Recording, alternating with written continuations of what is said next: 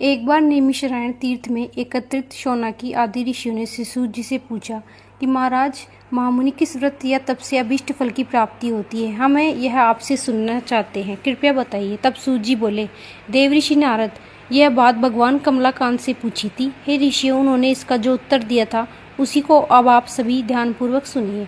एक दिन दूसरों पर कृपा करने वाले योगी नारद जी विविध लोकों में घूमते हुए मृत्यु लोक में आए।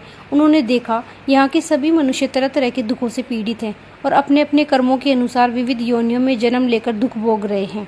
तब वे सोचने लगे कि किस उपाय से इन सभी को दुख निश्चित रूप से दूर हो सकता है। मन ही मन इस प्रकार सोचकर वे विष्णु लोक में गए और वहां जाकर उन्होंने शंख, चक्र, गदा, पद्मधारी, वनमाला से विभूषित वर्ण चतुर्भुज देव भगवान नारायण को देखकर कुछ कहा।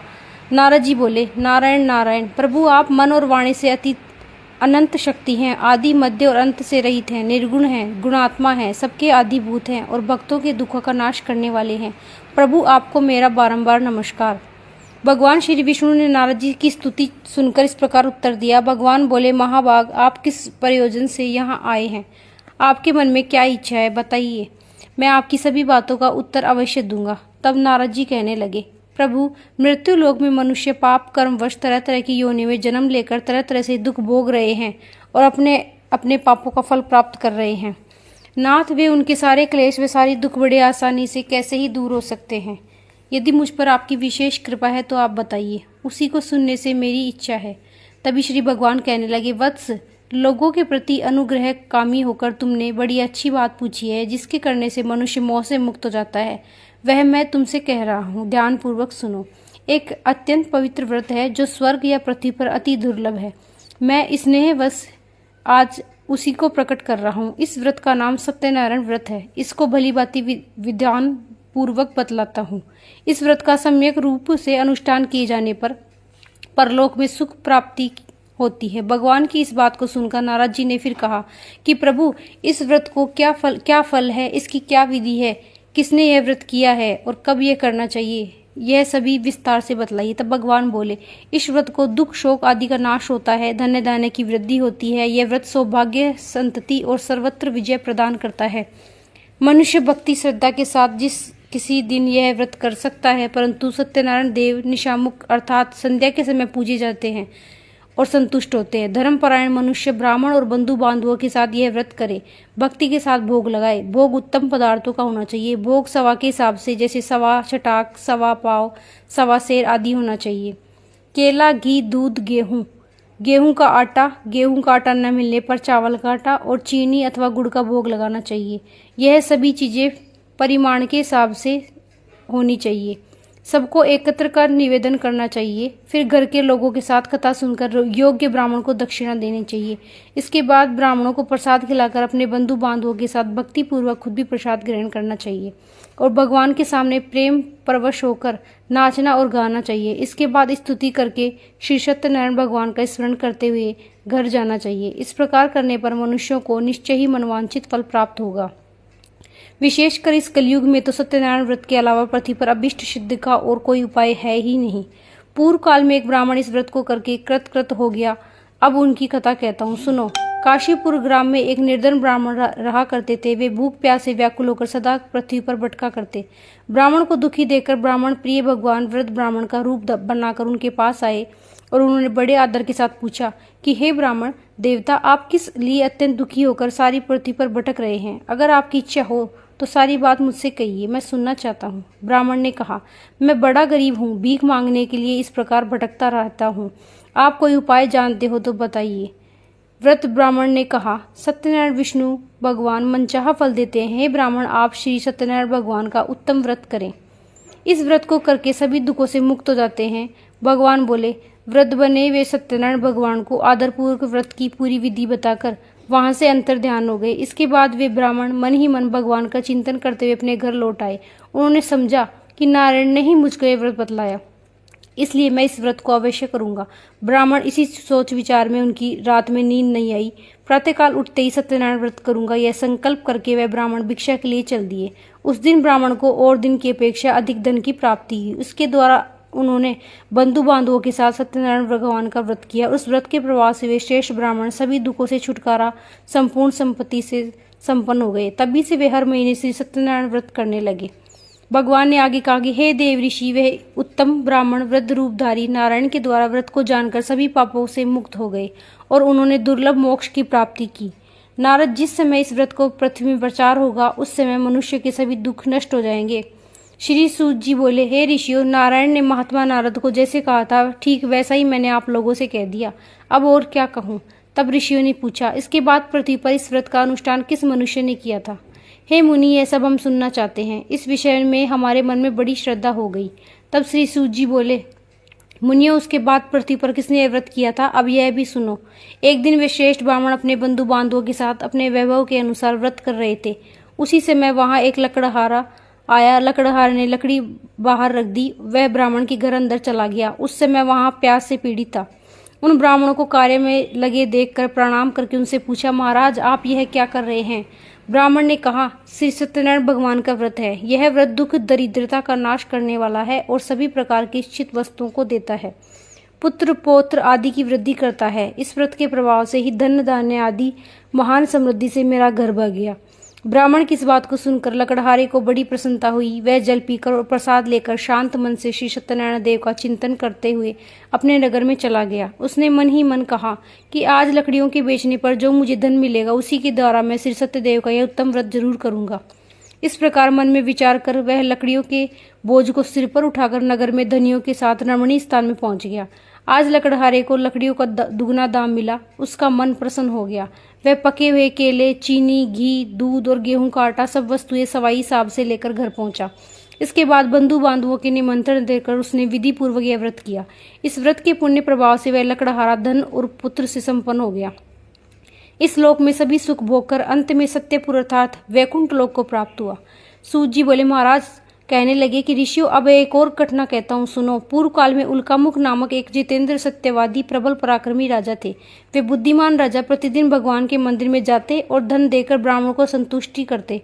उनकी पत्नी का नाम था भद्रशीला। वह सरोज वदना, प्रमुग्धा और पति के परायणा सती थी और राजा रानी के साथ समुद्र के तट पर जाकर श्री सत्यनारायण का व्रत किया। एक दिन जब वह राजा व्रत कर रहे थे कि एक साधु नामक वाणिक वहां पर आया। वह व्यापार के लिए नाना प्रकार की रत्न आदि पदार्थों को अपने नौका में भरकर लाया था। वाणिक समुद्र के किनारे नाव को खड़ी करके तट के ऊपर आया और व्रत करते हुए राजा को देखकर उसने विनम्रता पूर्वक पूछा। साधु ने कहा, राजन, भक्ति युक्त मन से आप यह क्या अनुष्ठान कर रहे हो? इस समय मेरी इससे जानने की इच्छा है, इसलिए आप मुझे समझाकर कहिए। राजा बोले, साधु, मैं अपने बंधु बांधवों के साथ अतुलनीय तेज युक्त भगवान श्री विष्णु की पूजा कर रहा हूँ। मेरा यह व्रत पुत्र आदि की प्राप्ति के लिए है। इसके बाद साधु ने राजा को आदर पूर्वक प्रणाम करके कहा, राजन, इस व्रत की सांगोपांग विधि आप मुझे बतलाइए, क्योंकि मैं यह व्रत करना चाहता हूँ। मेरे भी संतान है। इस व्रत से मुझे निश्चय संतान की प्राप्ति होगी। ऐसा कहकर वाणिक अर्थात व्यापारी ने राजा से व्रत की विधि बताई। वह वहां से प्रस्थान कर दिया। अपने व्यापार का काम पूरा करके आनंद के साथ घर लौट आया। कुछ ही दिनों के बाद उसकी पतिव्रता पत्नी गर्भवती हुई और समय आने पर उसने एक बहुत ही सुंदर कन्या को जन्म दिया। कन्या शुक्ल पक्ष के चंद्रमा की तरह बढ़ने लगी। व्यापारी ने उसका जातक कर्म आदि संस्कार करवाकर उसका नाम कलावती रखा। वाणिक पत्नी लीलावती ने मधुर वचनों में एक दिन अपने पति से कहा कि स्वामी, आपने जो सत्यनारायण व्रत करने की प्रतिज्ञा की थी, अब उसे पूरी क्यों नहीं कर रहे? साधु ने उत्तर दिया, प्रिय, मैं अपनी पुत्री कलावती के विवाह के समय इस सत्यनारायण व्रत करूंगा। पत्नी को इस प्रकार आश्वासन देकर वह साधु वाणिक समुद्र के तट की ओर चला गया। इधर पिता के घर में कलावती बढ़ने लगी। उसके बाद धर्म के जानने वाले पिता ने जब अपनी पुत्री को विवाह के योग्य देखा, तब वह अपने बंधु बांधवों से परामर्श करके साधु ने वर ढूंढने के लिए दूत को भेजा। साधु का आदेश पाकर दूत कंचन नगर पहुंचे। वहां कलावती के योग्य एक उत्तम वर की खोज की। वहां से उसे वाणिक पुत्र को अपने साथ लेकर वापस लौट आया।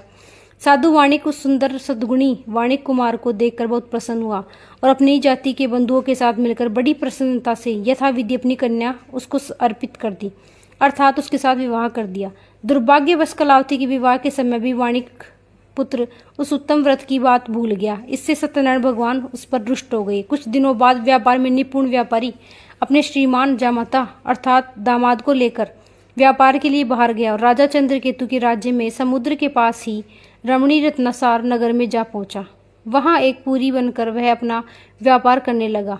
उसी समय भगवान सत्यनारायण ने साधु के मिथ्यावादी जानकर उसे श्राप देते हुए कहा कि आज से कुछ दिनों में तुम यही दुख को प्राप्त होगी। उधर उसी दिन एक चोर ने राजमहल में धन चुराया और चुराकर धन ले जाकर साधु के मकान के बगल में रास्ते में वह चोर जा रहा था।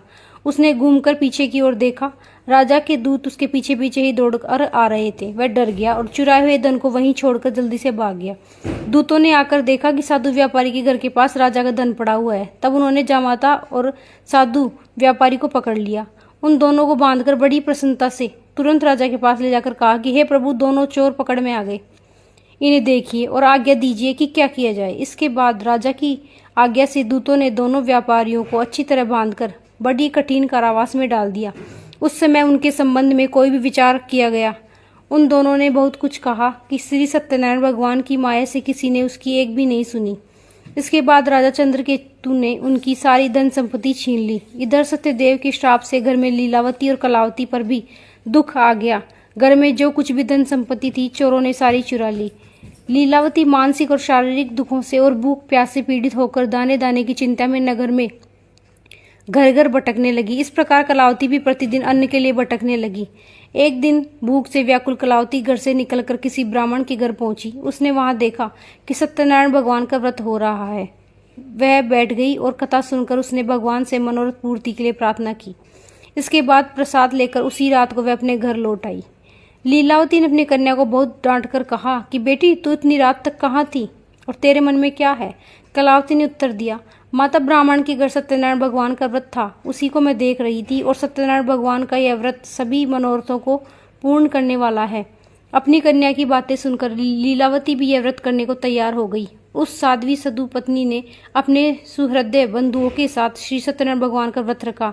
मेरे स्वामी और दामाद शीघ्र घर लौट आए। श्री सत्यनारायण भगवान से उसने बार बार इस वरदान के लिए प्रार्थना की और कहा, प्रभु, मेरे पति और दामाद का अपराध क्षमा कर दीजिए। तब वाणिक पत्नी के व्रत से भगवान सत्यनारायण प्रसन्न हो गए और उन्होंने श्रेष्ठ राजा चंद्रकेतु को स्वप्न में दर्शन देकर कहा कि हे राजन, सवेरा होते ही इन दोनों को व्यापारियों को छोड़ देना। उनका जो भी धन है तुमने छीना उससे 2 गुना उन्हें देना, नहीं तो मैं तेरा राज्य, धन और पुत्र के साथ तुम्हारा नाश कर दूंगा।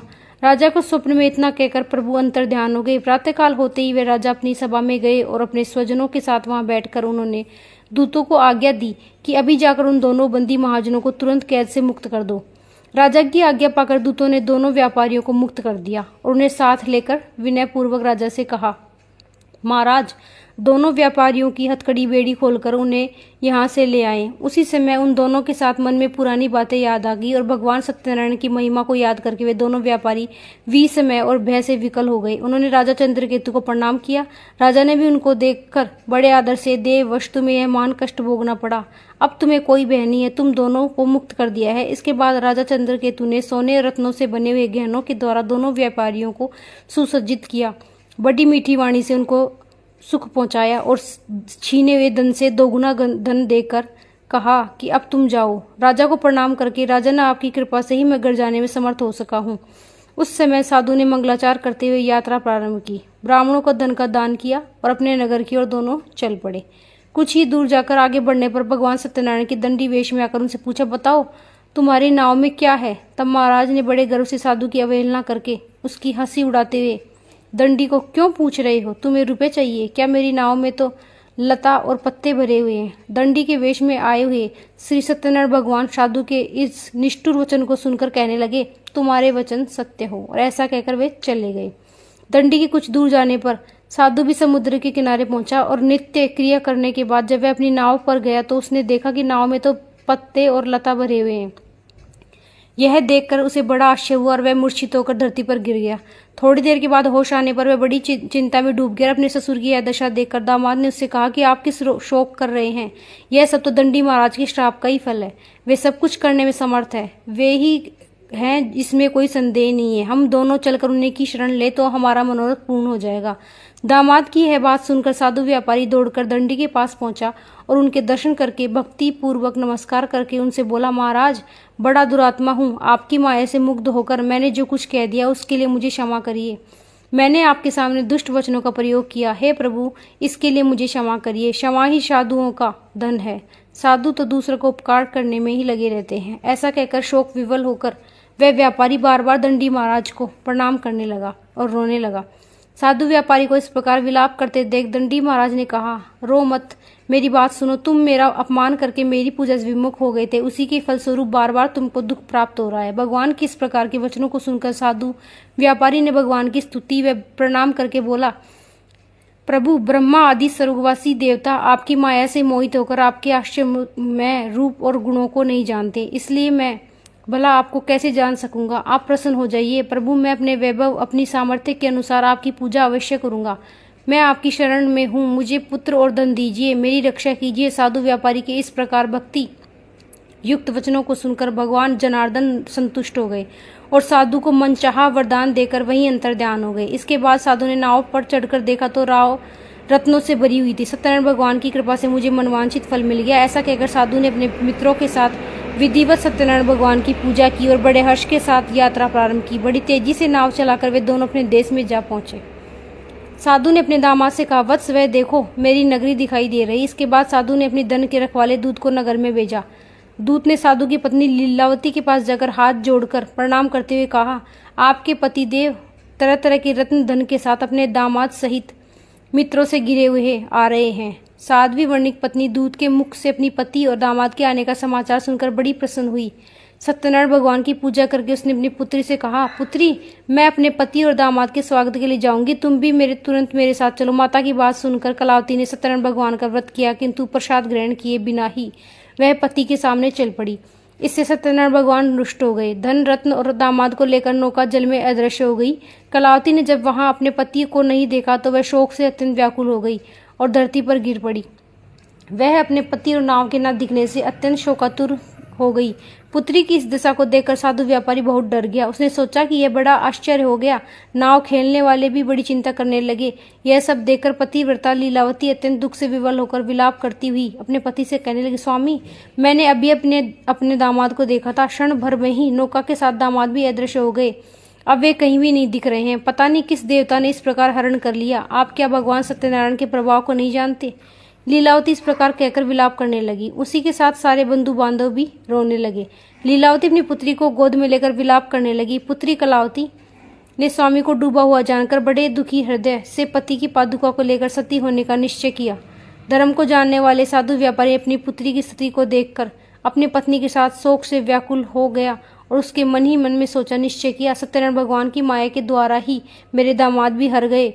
मैं अपने वैभव के अनुसार सत्यनारायण भगवान की पूजा करूंगा। साधु ने वहां सब लोगों को बुलाकर यह बात कही और अपनी इच्छा प्रकट करते हुए धरती पर दंड की तरह गिरकर वहां बार बार सत्यनारायण भगवान को प्रणाम करने लगा। इससे सत्यनारायण भगवान प्रसन्न हो गए। उन्होंने आकाश से ही साधु के प्रति कहा, साधु, तुम्हारी कन्या मेरे भोग का अपमान करके पति को देखने ले आई थी, इसी कारण उसका पति अदृश्य हो गया। अब वह घर जाए और प्रसाद ग्रहण करके लौटे, तब अवश्य ही उसे स्वामी का सुख प्राप्त होगा, इसमें कोई संदेह नहीं है। वाणिक पुत्री कलावती ने आकाशवाणी से यह प्राण दान करने वाली आकाशवाणी सुनी। सुनकर तुरंत ही वह अपने घर चली गई। वहां जाकर उसने प्रसाद ग्रहण किया। उसके बाद जब वह घर लौट कर आई तब उसने अपने पति को नाव और समस्त बंधुओं के साथ देखा। अत्यंत सुखी हुई उसने अपने पिता से कहा, पिताजी, आइए हम लोग घर चलते हैं, अब देर क्यों कर रहे हैं? पुत्री की इसी बात को सुनकर वह व्यापारी प्रसन्न हो गया और विधि विधान के साथ भगवान सत्यनारायण की पूजा करके धन रत्न और बंधुओं के साथ लेकर वह अपने घर पहुंचा।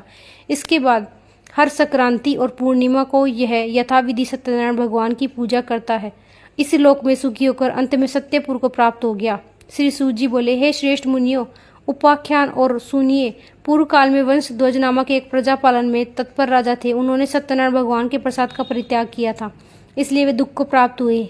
एक दिन राजा ने वन में जाकर तरह तरह के हिरणों का शिकार किया। फिर जब वे विश्वास के लिए बरगद के वृक्ष के नीचे आए, उन्होंने देखा कि ग्वाले लोग बड़े संतुष्ट मन से मित्रों के साथ लेकर भक्तिपूर्वक सत्यनारायण भगवान की पूजा कर रहे हैं। तब राजा ने सत्यनारायण भगवान की पूजा होती देखी, किंतु घमंड के कारण वे तो ना तो वहां गए और ना ही प्रणाम किया। ग्वाले राजा के पास प्रसाद रखकर आ गए और पूजा की जगह आकर प्रसाद लेकर अपने अपने घरों को चले गए। राजा ने प्रसाद नहीं लिया, इसलिए वे बड़े दुख में पड़ गए। उन्होंने 100 पुत्र मर गए, धन धान्य आदि सभी संपत्ति नष्ट हो गई। तब उन्होंने सोचा कि अवश्य सत्यदेव ने मेरा सब कुछ नष्ट कर दिया, इसलिए जिस स्थान पर ग्वाले पूजा कर रहे थे अब मैं वहां जाऊंगा। राजा ने मन ही मन ऐसा निश्चय किया और ग्वालों के पास जाकर उनके साथ भक्ति और श्रद्धा पूर्वक विधि पूर्वक सत्यनारायण भगवान की पूजा की। तब भगवान की कृपा से वे धन पुत्र आदि फिर से संपन्न हो गए।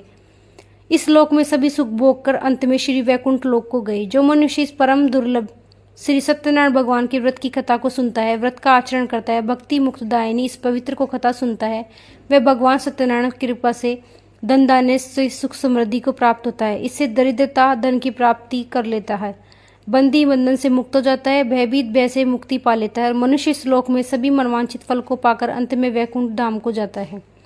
दोस्तों, अगर यह कथा आपको अच्छी लगी है तो चैनल को लाइक, सब्सक्राइब, कमेंट में जय माता दी जरूर लिखें। राधे।